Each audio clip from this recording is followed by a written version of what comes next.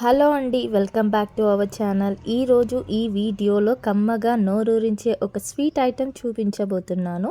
ఈ స్వీట్ తక్కువ టైంలో క్విక్గా చేసుకోవచ్చు. టేస్ట్ అయితే చాలా చాలా బాగుంటుంది. మీరు కూడా సింపుల్గా టేస్టీగా ప్రిపేర్ చేయాలి అంటే ఒక్కసారి ఇలా ట్రై చేసి చూడండి. స్వీట్ ఎలా చేయాలో ఫటాఫట్ చూసేద్దాం రండి. ముందుగా మనము 6 బ్రెడ్ స్లైసెస్ తీసుకోవాలండి.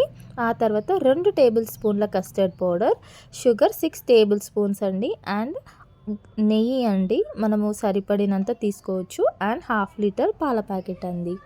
ఇవన్నీ ముందుగా ఇక్కడ ఈ స్వీట్ డెజర్ట్ చేయడానికి నేను 6 బ్రెడ్ని తీసుకున్నాను.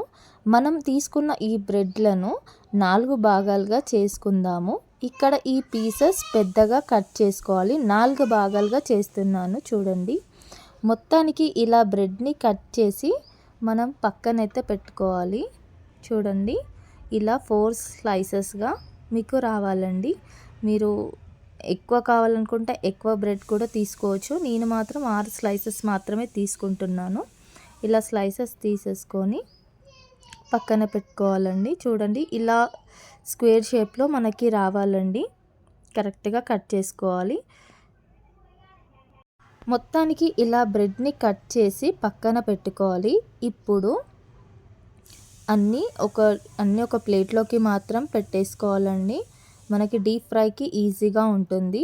ఇప్పుడు ఇక ఫ్రై చేసుకోవడానికి పక్కన స్టవ్ పెట్టేసి ప్యాన్లోకి 3 టేబుల్ స్పూన్స్ ఆయిల్, ఎలాంటి ఫ్లేవర్ లేని ఆయిల్ని తీసుకోవాలి. మనం చేసే ఈ స్వీట్ మంచిగా సాఫ్ట్గా రావాలంటే ఇందులో మనం 2 టేబుల్ స్పూన్స్ల నెయ్యి వేసుకోండి. ఆ తర్వాత ఈ ఆయిల్ హీట్ అయిన తర్వాత మనము నూనెలో ఈ బ్రెడ్ స్లైసెస్ని ఒక్కొక్కటిగా వేసి స్లో ఫ్లేమ్లో పెట్టాలండి. ఇలా స్లోగా ఒక్కొక్కటి వేస్తూ మళ్ళీ కొంచెం కాగిన తర్వాత అటు ఇటు తిప్పుతూ ఉండాలండి. ఎక్కువ బ్లాక్ కాకుండా చూసుకోవాలండి. బ్రౌన్ కలర్లో వచ్చిన తర్వాత మళ్ళీ వెనక వైపుకు కూడా తిప్పుకొని కాల్చుకోవాలండి. కొంచెం ఫాస్ట్గానే ఇవి క్విక్గా బ్రౌన్ అయిపోతాయండి. కొంచెం చూస్తూ ఉండాలి. స్లో ఫ్లేమ్లో అయితే ఉండాలండి ఈ బ్రెడ్స్ కాల్చేటప్పుడు. ఇలా అయితే నేనైతే అన్నిటినీ టర్న్ చేస్తున్నానండి. ఇంకా మిగతా పీసెస్ని కూడా వేస్తున్నాను. అన్నీ ఇలా ఫ్రై అయితే చేసి పక్కన పెట్టుకోవాలండి. మనం ఎన్ని స్లైసెస్ తీసుకున్నామో ఒకవేళ మనకు ఆయిల్ సరిపోకపోతే అండి అబ్జర్వ్ చేసుకుంటే మాత్రం మళ్ళీ కూడా కొంచెం అదే మాదిరిగా సేమ్ ఆయిల్ కొంచెం వేసుకొని నెయ్యి వేసేసుకొని ఇలా టర్న్ చేస్తూ తిప్పుతూ ఉంటే మనం అన్ని బ్రెడ్ స్లైసెస్ మాత్రం మంచిగా ఫ్రై చేసుకోవాలండి. ఎక్కువ మాడిపోవద్దండి. బ్రౌనిష్లో వచ్చేంతవరకే ఉంచి తీసేయాలండి.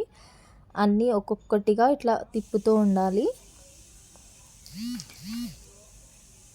ఇలా అన్నీ ఫ్రై అయిపోయిన తర్వాత చూడండి, ఆయిల్ కూడా అంతా పీల్చేసుకుంది. ఇవన్నీ తీసి మనం ఒక గిన్నెలోకి అయితే తీసుకోవాలండి.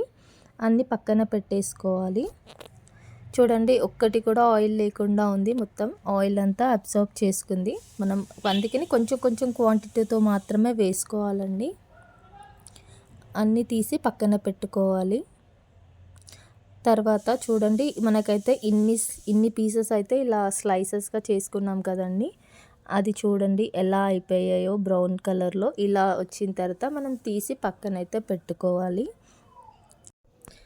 ముందుగా ఒక గిన్నెలోకి 2 కప్పుల పాలు తీసుకోవాలి. మనము ఈ రెసిపీ కోసం గేదె పాలు కానీ ఆవు పాలు కానీ తీసుకోవాలి.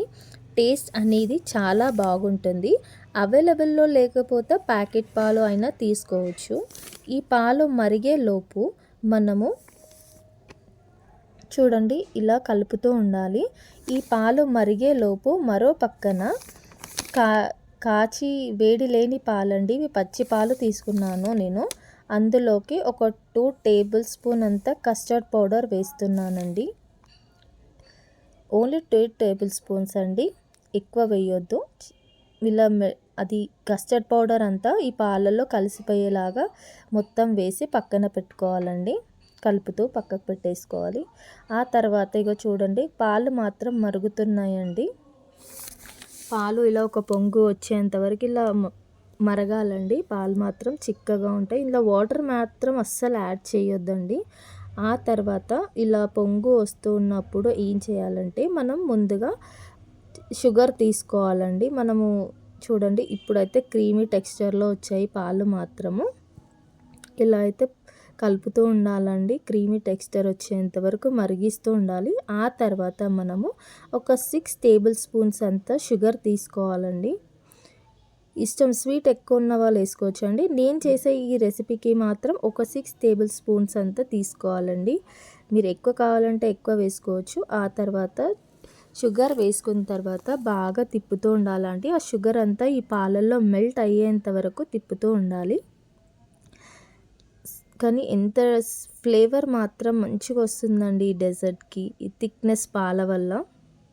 ఇలా కలుపుతూ ఉండాలి. కలుపుతూ ఇలా కింద షుగర్ అంతా మెల్ట్ అయ్యేంత వరకు తిప్పుతూ ఉండాలి.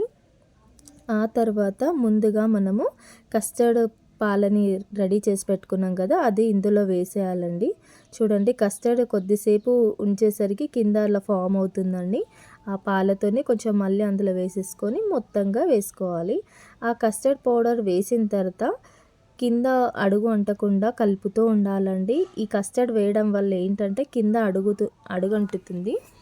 ఆ అడుగు అంటకుండా మాత్రం తిప్పుతూనే ఉండాలంటే దగ్గరనే ఉండాలి. మొత్తం తిప్పుతూ ఉండాలి, దగ్గరనే ఉండాలండి. ఈ డెసర్ట్ చేసేటప్పుడు మాత్రం ఏ మాత్రం మనము వదిలేసినా అది కింద అడుగంటిపోయి మాడిపోయిన స్మెల్ వస్తుందండి. చూడండి తిప్పుతూ ఉండాలి. క్రీమీ టెక్స్చర్ థిక్గా రావాలండి. ఆ తర్వాత మనము ఇలాచీల పౌడర్ అండి. ఈ రెసిపీకి టేస్ట్ మాత్రం ఈ ఇలాచీ పౌడరేనండి. ఒక టేబుల్ స్పూన్ అంతా ఇలాచీ పౌడర్ వేసుకొని ఆ తర్వాత కూడా కలుపుతూ ఉండాలండి. ఈ ఫ్లేవర్ వేసాం కదండి, ఆ ఫ్లేవర్ కూడా కొద్దిగా ఇందులో మరిగించాలండి. ఆ ఫ్లేవర్ థిక్నెస్ అండ్ కస్టర్డ్ వేసాం కదా, ఆ కస్టర్డ్ కూడా కొంచెం పాలల్లో ఉడకాలండి. కొంచెం థిక్ కన్సిస్టెన్సీ వచ్చేంత వరకు మనం కలుపుతూనే ఉండాలండి. ఎందుకంటే లంప్స్ ఫామ్ అయిపోతాయి, లేకపోతే థిక్గా గట్టిగా అయిపోతుంది. ఇలా కలుపుతూ ఉంటే మనకి టెక్స్చర్ అనేది బాగా వస్తుందండి. ఫైనలీగా మన టెక్స్చర్ అయితే కంప్లీట్ అయిపోయిందండి. తర్వాత ఒక బౌల్ తీసుకొని అందులో మనం ఫ్రై చేసుకున్న ఫస్ట్ పీసెస్ ఉన్నాయి కదండి, అవన్నీ ఒక్కొక్కటిగా పెట్టుకోవాలి. ఒక్కొక్క లేయర్గా పెట్టుకుంటూ ఇప్పుడు మనం ఇందాక చేసి పెట్టిన కస్టర్డ్ ఉంది కదండి, ఆ పౌడర్ అది కొద్దిగా గోరువెచ్చగా ఉన్నప్పుడు కొద్దిగా పోస్తూ ఉండాలండి స్పూన్తో. ఒక లేయర్ పెట్టిన తర్వాత ఇప్పుడు మనము ఒక్కొక్క లేయర్ వేస్తూ మళ్ళీ దానిపైన బ్రెడ్ స్లైసెస్ అయితే పెడుతూ ఉండాలండి. అవనేది ఎక్కువ మొత్తము పీల్చుకుంటూ ఉంటుంది, మొత్తం బ్రెడ్ పీసెస్ అన్నీ. మళ్ళీ ఒక లేయర్ పెట్టాలండి. ఒక్కొక్క లేయర్ పెడుతూ కంప్లీట్ అయితే చేయాలండి. చూడండి థిక్నెస్ ఎంతగా ఉందో కస్టర్డ్ పౌడర్ అనేది. మళ్ళీ ఇంకొక లేయర్ కూడా పెడుతున్నానండి. అలా లేయర్స్ కింద ఒక్కొక్కటి పెడుతూ ఈ క్రీమీ టెక్స్చర్ అంతా దానిపైన పోస్తుండాలండి. క్రిస్పీగా టేస్టీగా డెసర్ట్ టేస్టీగా ఉంటుందండి. చాలా అంటే చాలా బాగుంది. మీరు కూడా ట్రై చేయండి ఒక్కసారి ఇంట్లో. ట్రై చేసి నాకు కామెంట్ బాక్స్లో కామెంట్ చేయండి. కానీ ఎంత బాగుందండి, అసలు టేస్టీ అనిపించింది నాకైతే. మరి పిల్లలకైతే ఇంకా ఈజీగా స్నాక్గా చేసి ఇవ్వచ్చండి డెజర్ట్. ఇది బాగుంటుంది పిల్లలకి కూడా టేస్టీగా. స్వీట్ కూడా ఎక్కువ లేదండి, నార్మల్గానే ఉంటుంది. డెజర్ట్ అయితే నాకైతే ఫుల్ నచ్చేసిందండి. ఫైనల్గా అయితే మొత్తం ఇంకా వేసేస్తున్నా అండి.